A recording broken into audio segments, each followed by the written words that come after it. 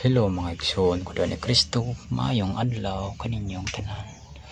Dinhi nining video atong mapaminawan ang mensahe gikan sa balaang espiritu sa kamatuoran.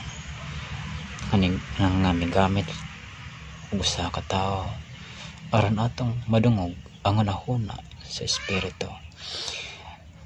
O iya kining gipuy-an aron may manudlo sa kamatuoran. Ug sa akong pagpakiginabi kaniya, iyang gisulti o gimbutyag ang mga tinago sa balaang kasulatan. Nga kaniadto wala ko gayod na dunggan sa mga gitugyanan sa Dios nga mao'y magwali unta sa kamatuoran. Nga mao ang mga pare ug mga pastor. Kay gituis sa Manila ang balaang kasulatan. Gilapas Manila ang balaod sa amahan. Ang espiritu migamit sa taong na sa labing ubos. Nakita ko gayon ano po ubos siya ug nagalagad sa tanan. Gitambalan niya ang mga masakiton ug nagawali usab siya sa katawhan sa tanan nga kamatuoran gayon. Ang espiritu may magtudlo kaniya. Ang espiritu magsulti pinaagi lamang sa iyang kasing-kasing.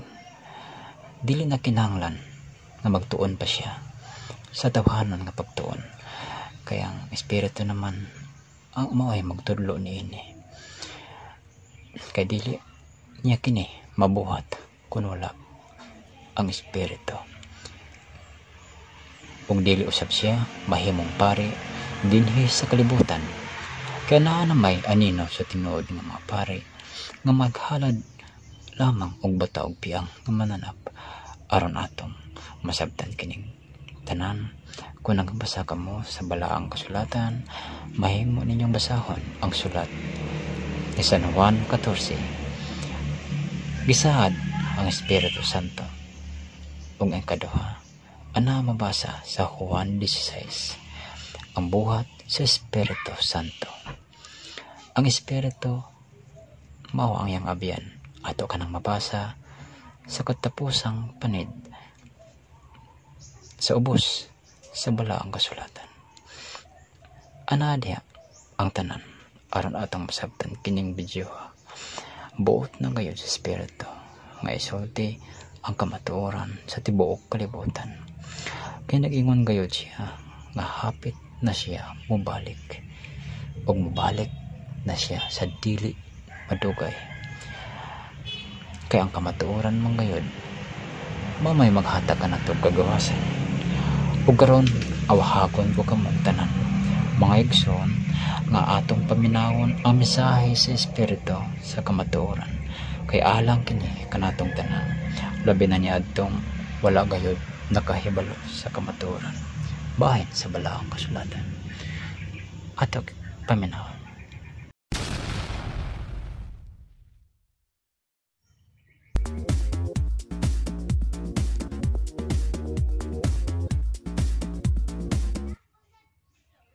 Tanawa ang mga tao manguros kaniingon sila nga ang cross kuno mo papawa sa yawa. Dili ay kung ang cross pagpawa sa yawa ila na lang gi anong manguros man atubangan sa mga santos, manguros man atubangan sa cross, anong manguros man atubangan sa simbahan. Dili ang nagtuo sa amahan na naa sa ibabaw pinakataas. Bisa nang yawa nagtuo man nga ang ito mao pinakataas. Nga kita dili ta mo tuo tungod sa iyang gugma kanato nagpaubos pinaagi siyang anak gitubos. Mo na yang giingon nga ang atong ang sandalyas mao ang pagtuo. Giingon si Kristo sa akong pagpaubos. Mo nang giingon niya nga sa inyong pagka mapaubsanon ug sa akong pagka mapaubsanon. No kinahanglan magpaubos sama sa pagpaubos ni Kristo. Sa imong pag-alagad, sa akong pag-alagad, nag-alagad sama sa pag-alagad ni Kristo nga wala ginagunaw na og unsa pa mabayad. Sa imong pagkamakinhatagon, sa akong pagkamakinhatagon, gihatagan kita nga wala ta kanuna nga balikan.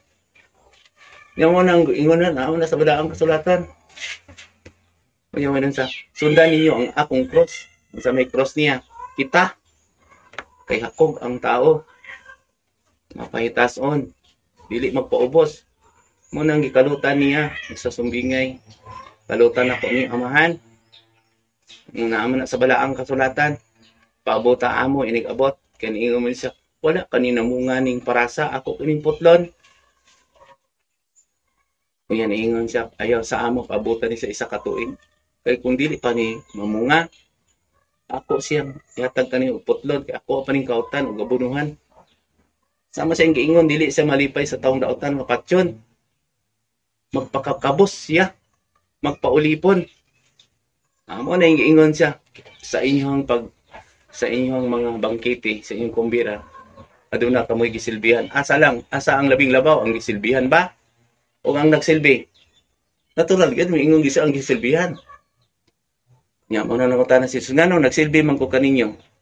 Anong nagpaubos man ko kaninyo?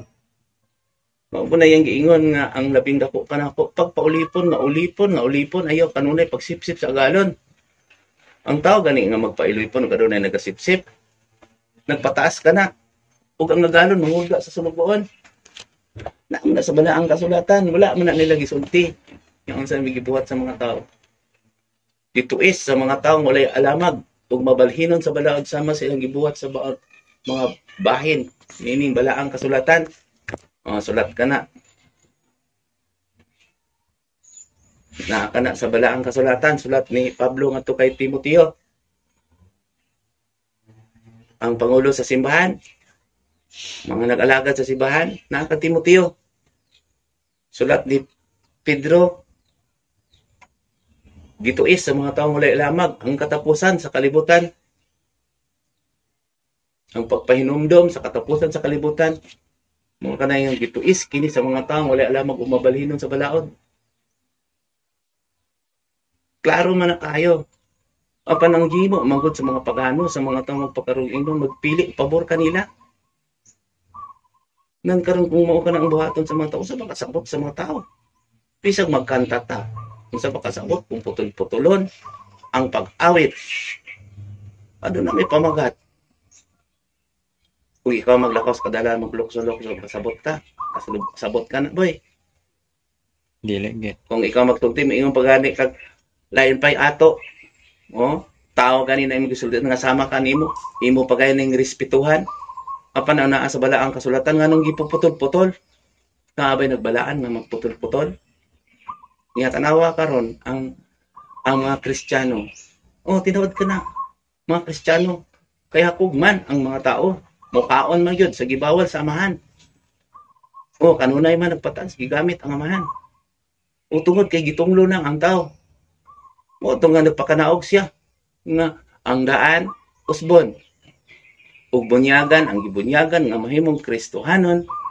Kay ang tao man, ubos sa Dios. Kay Dios taas. Dios, tao sa ubos.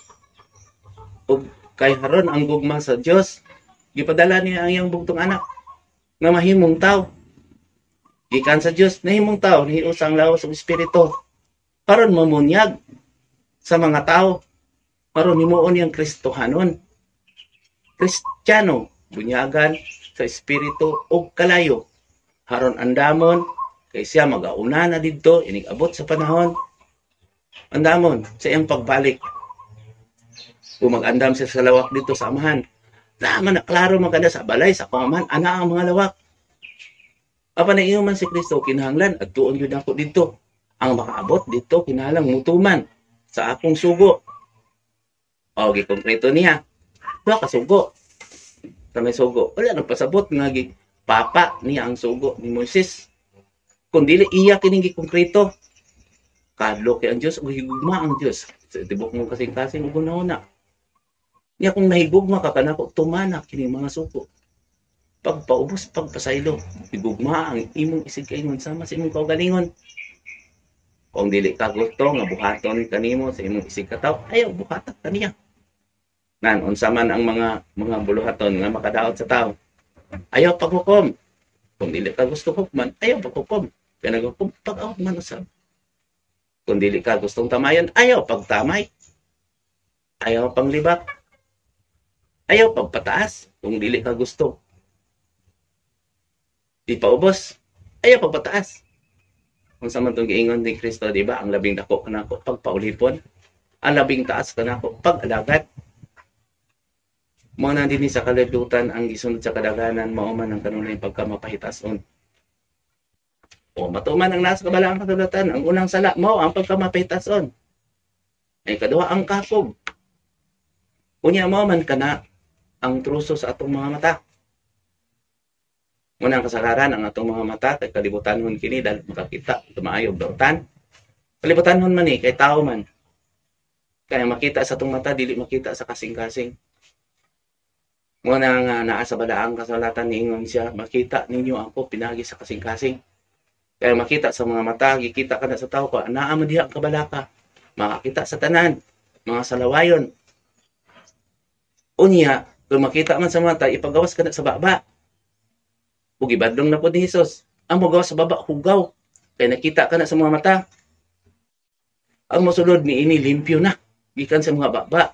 Kay gihugosan na ni Kristo, pinagi siyang dugo. Unya, ang magawas sa imong baba, naaman ang kaspo, kapungot, kabalaka. Mugawas gina sa imong baba. Mo nang naa sa balaang kasulatan, maingon siya. Ang magawas sa baba, hugaw ka na. Kay gikan ka na sa kasing-kasing. Kung makihiusan ng unta ang atong lawas, atong pagkatao, sa espiritu, walay kabos, walay gidaog-daog, kay wala may magdaog-daog, kay maglumba, magpaubos.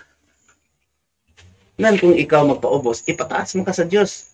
Tanawa, nag-ilog ka ron sa posisyon, unya, kung gusto kang ibutang dito, mugamit ka, kwarta haron ka, ikaw ipataas.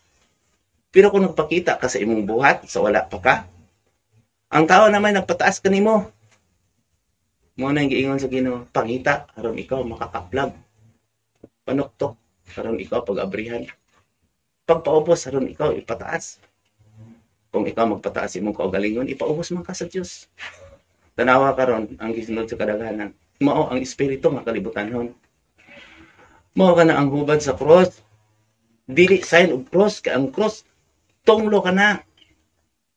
Mao gani si Kristo kay tinumlo man ang tao nga pilansang sa cross. Iyan na lang yung gidupan ang atong mga sala kay gitunglo man sa tamahan.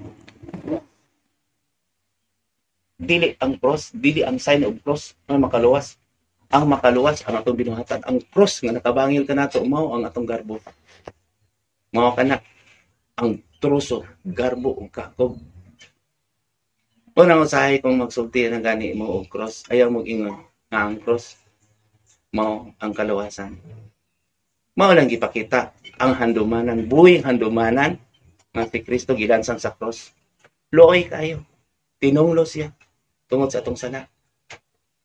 Mao nga ang cross mao yung makapahinumdum ka nato. Dili aron mao yung makapahawa. O tinuod ka na. Pwede gamiton, kaya ingon siya, gamitan ninyo ako. Kanunay ba mo gamit ni Kristo? Dili na kinahanglan nga magbit-bit pa ta og mga balaan ng mga butang. Nabalaan ka ng cross tungod sa iyang mga sa iyang material, sa iyang buta, sa iyang panagway nga naa din na. Unya kung balaan na to kana. Isa ra man kalibo ka tuig kana nga magamit na to. Kay dughan pa man ta. Niingon pa man si Kristo, dili ako gusto nga ang taong daotan nga patyon o gamitan ninyo kini. Pero kung tinuod kung magpuyo ka nato si Kristo, mahiyo sa atong lawas ug buotan na ka. Nagbuhat ka sa imong mga sugo. Ikaw, mo reflect sama ka sa usa ka bituon. Sama ni Kristo. Na sulod pa nimo ang yawa, nga wala man nimo gipasulod sa imong kasing-kasing. Kung wala man nimo pagdumot, nakapasaylo man kang nagpaubos. Bisa pag dili ka mo gamit ang anaa si Kristo. Kaya ang templo nga tuwa man kasing-kasing. Apan gipapuy-an bagod nato ni Kristo kay naa man pagdumot kapog sa kalibutan. Nga ang kalibutan karon. Oh, tinuod ka na daghang nag-angkon nga iyang kalibutan. Oh, nay nag-angkon sa usa ka pastor sa kalibutan. Tinuod ka na. Kinaaman na sa balaang kasulatan ng kalibutan karon dili na ako. Ang mahigugmaon sa kalibutan kaaway sa Dios. Mga ang mga tao din sa kalibutan yung pagbalaan kamo. Kaya aduna ako'y bagong kalibutan, bagong yuta o bagong langit. Diin nga ang nagilakaron mo katawa na dito. Ang mga kabus karon ako nang padatuon. Bulahan ka mo ng masakiton, bulahan ka mo giingog buang nga magsulti sa balaang kasulatan. Wala sila nasayod sa giingon ni Kristo. Tiwan na munyag, pinagi sa tubig, kaya ang kalibutan karon kaniadto gilaglag man, pinaagi sa tubig. Unya nito mga pagbalik. Kung magbabasa lang unta ang mga tao, isulti na lang ang kamatuoran, makasabot na sila. Ito mga pag-usab, ang kalibutan na ron laglagon sa kalayo. Kung sanglit laglagon man kini, unsa may buhaton sa mga tao. Kinahanglan magbalaan ug magputli kadili masaway sa Dios. Ana po sa upos ingon gisulat usab kini ni Pablo apan daghan sa imong sinut nga lisod sabton. Mao na to ko giingon kani gituis kini sa mga tawo may lamag po balhinon sa balaod sa silang gibuhat sa bangbahin sa kasulatan. Mo na nga dito sa Malakyas. Katungdanan kanila sa pagpanudo sa balaod dito kanila ang magpakisayod ang mga tao. Bahin sa kabubuton. Apan gilapas Manila ang kasabutan. Gibadlong kaniadto. Naman na sa balaang kasulatan. Bisag basahon na. Sulat ni Malakyas 2. Og dili ka na masabtan kay putlon Manila og magpili. Kumanon. Di ba kung naa sa mga sulat?